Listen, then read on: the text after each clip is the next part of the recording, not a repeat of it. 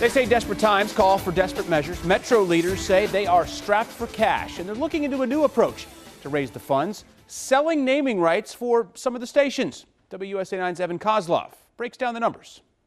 Right now, Metro quite simply just can't do it. They can't sell the naming rights, but with all these money problems, they're starting to think about it, and so they're putting it on the table.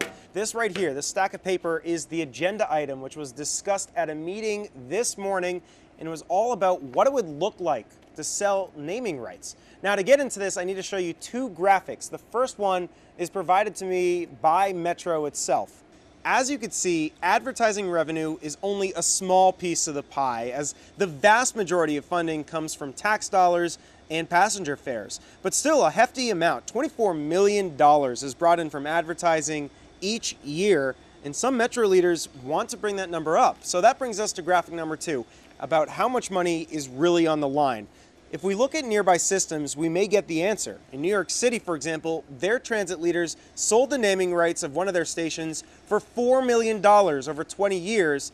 Meanwhile, Philly made 2 deals, one where they turned it from Pattison Station to AT&T Station for $5 million, and the other was to turn Market East Station to Jefferson Station for $4 million. So no doubt, we're talking about a lot of money here, but the question is, could this actually work in DC? Right now, they're going to start by looking at 4 stations, which are Gallery Place, Metro Center, Navy Yard, and L'Enfant Plaza. And as they do, the question is, do riders want this? They did a survey 5 years ago, and more than half of you at home said no, you don't want them to do this. Now, I'm going to end this with one last thing here by showing you a picture. Maybe I'm getting too carried away here. Maybe WUSA 9 could find a couple $1 million hanging around and do some advertising of our own with WUSA 9 Park.